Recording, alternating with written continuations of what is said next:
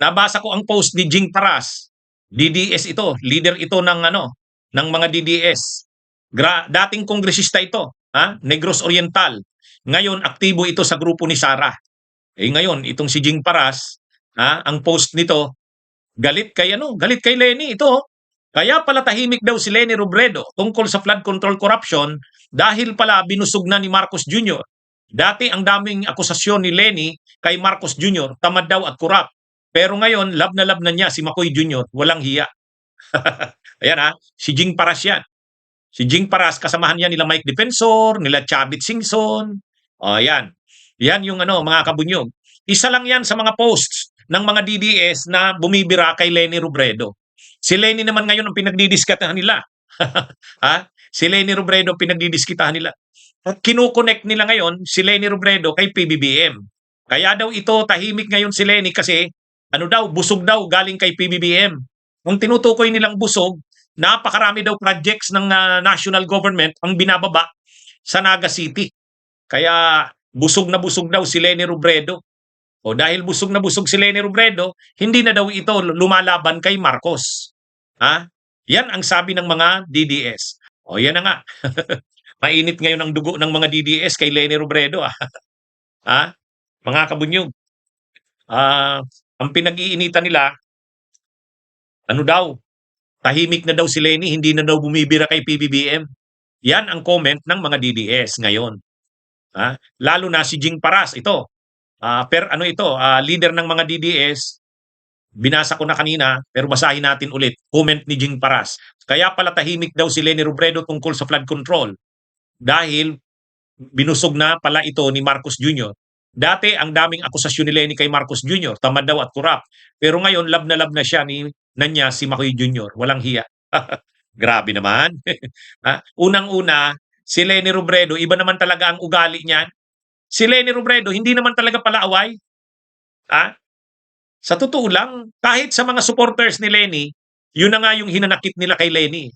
Si Leni, hindi siya yung tipong si Leni, hindi siya yung tipong nagkukomentaryo ng masama sa tao. Hindi ganun ang ugali ni Leni.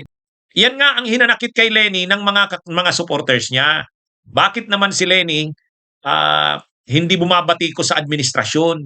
Kahit wala namang natatanggap si Lening pabor galing sa administrasyon, ganyan talaga si Leni. Ganyan talaga si Leni. Ngayon, nabibigyan ang Naga City, maraming projects ang dinadala ng national government. Siyempre, nagpapasalamat si Leni. Ang Naga City, natutulungan ng national government. Pero yung sabihin na dahil dyan, nagbago na si Leni, hindi naman. Kasi ang naturalista ni Leni, ganyan talaga. So wala namang nabago sa kanya. Actually, wala namang nabago kay Leni. Ganyan talaga si Leni. Hindi siya yung tipong nakikipag-away. Iba ang leadership style ni Leni Robredo. Kaya yung sinasabi ni Jing Paras na nagbago na si Leni, dati daw tinitira si Marcos. Hindi naman. Kalaban ni Leni si Marcos sa eleksyon. Kaya siyempre, kinikriticize niya ang mga ginagawa ni PBBM. Pero hindi naman siya yung tipong kinikriticize si Marcos kahit na pala may ginagawa ng maganda si Marcos sa kanya sa Naga City, hindi niya naman pasasalamatan. Hindi ganun si Leni Robredo, iba yan. Kumbaga si Leni Robredo, tumutulong ang national government sa Naga, pinapasalamatan niya. Nakailang balik na ba sa Naga si Vince Dizon? Balik-balik na dito sa Naga City. Yung mga proyekto dito sa flood control, ginagawa na. Ang Naga kasi madalas binabaha. Panahon ni Duterte, hindi man lang natulungan halos ang Naga City. Kasi kalaban ni Duterte si Leni. Pero pagdating kay Marcos, kahit magkalaban si Marcos at si Leni nung eleksyon, sa ngayon, tinutulungan ng national government ang Naga City. Siguro nakalimang balik na or 6 na balik na si Vince Dizon dito. Minumonitor yung mga proyektong infrastruktura ng DPWH. Kaya dito ngayon nagagalit ang mga DDS kasi medyo nagiging maganda ang partnership ng national government at saka ang local government ng Naga. Siyempre, ayaw yan ng mga DDS kasi kapag gumanda ang relasyon ng national government ng Marcos administration at saka ng local government ng Naga City, malaki ang posibilidad matutuloy ang alyansa na marami kasi ang gustong mangyari na ang administrasyon ni PBBM at saka yung oposisyon ni Leni Robredo, yung kakampings at dilawan, ay magsanib pwersa para matalo si Sara. Marami ang nag-workout niyan, marami ang naghahangad niyan. Ay dito sa mga nangyayari ngayon sa Naga City, na maraming tulong na pinapadala ang national government, na-appreciate yan ni Leni Robredo. Si Vince Diso naman, pabalik-balik sa Naga City. Ngayon, namomonitor yan ng mga DDS. Sila, nakikita nila ngayon na mukhang maganda ang nagiging partnership ng local government ng Naga ng national government ng administrasyon. Baka ang kinakatakot nila, baka magtuloy-tuloy yan, baka talaga mabuo ang alyansa ng administrasyon at ni Leni Robredo. Siyempre, ayaw nila dyan. Kasi pag natuloy yan, wala na si Sara Duterte. Ang hinihintay lang talaga, desisyon ni Leni Robredo. Marami ang nagtutulak kay Leni Robredo na tumuloy ito sa pagtakbo. At ang nakikita nila, pwedeng maging running mate, pwedeng si Rapi Tulfo or Erwin Tulfo or pwedeng si Vince Dizon. Yan yung mga kabunyog, mga kababayan. Kaya ngayon, nakikita ngayon ng mga DDS nila Jing Paras, pag natuloy si Leni Robredo, wala na ang pag-asa nila na makabalik sa pwesto si Sara. Pag si Leni Robredo tumakbo, wala na si Sara Duterte, talo yan. Kaya pinipigilan ngayon ng mga DDS na wag lumakas si Leni Robredo. Lalo na pinipigilan nila na wag matuloy ang alyansa ni Leni Robredo ng administrasyon. Kasi pag natuloy yan, finish na sila. Di ba? Mga kabunyog, mga kababayan.